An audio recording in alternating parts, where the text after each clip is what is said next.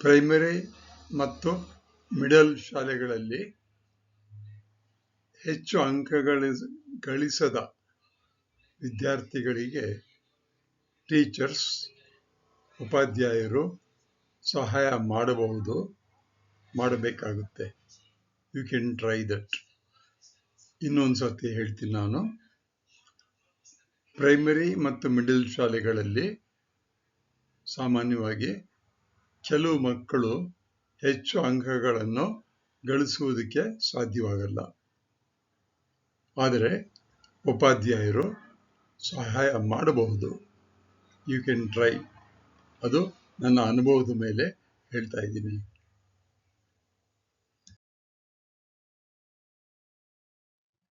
ಕಡಿಮೆ ಅಂಕ ಗಳಿಸಲು ಕಾರಣ ಇರುತ್ತೆ.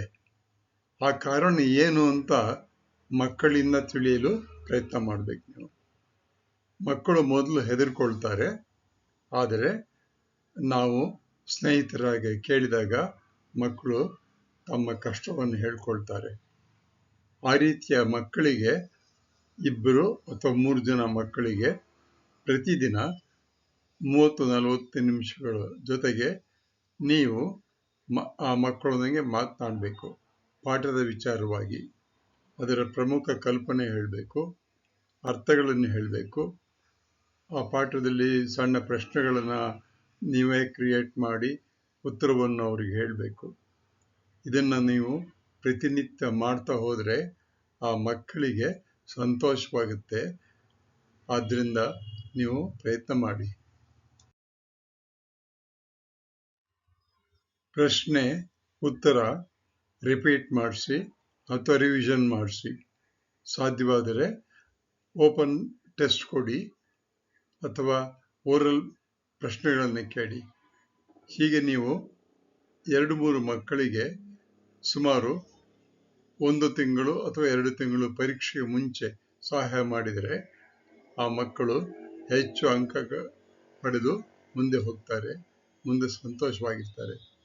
ಇದು ನನ್ನ ಅನುಭವದ ಮಾತು. ನಾನು DM ಸ್ಕೂಲ್ನಲ್ಲಿ ರಿಟೈರ್ ಆಗಿ HM ಆಗಿದ್ದೆ. ಡೈರೆಕ್ಟರ್ ಆಗಿ JSS ಅಲ್ಲಿ ಕೆಲಸ ಮಾಡಿದ್ದೀನಿ. ಈ ಅನುಭವದ ಮೇಲೆ ಹೇಳ್ತಾ ಇದ್ದೀನಿ. ಅಂಥ ಮಕ್ಕಳು ಇವತ್ತು ಡಾಕ್ಟ್ರು, ಇಂಜಿನಿಯರು, ಸೈಂಟಿಸ್ಟ್ಗಳಾಗಿದ್ದಾರೆ. ಹಾಗೆ ನೀವು ಸಹಿತ ಆ ರೀತಿ ಬೆಳೆದಂಥ ಮಕ್ಕಳನ್ನು ನೋಡಿ ಸಂತೋಷ ಪಡಬಹುದು. ದಯವಿಟ್ಟು ಪ್ರಯತ್ನ ಮಾಡಿ. ಪ್ರಯತ್ನ ಮಾಡಿ ನೋಡಿ, ನಿಮಗೆ ಸಂತೋಷವಾಗುತ್ತೆ.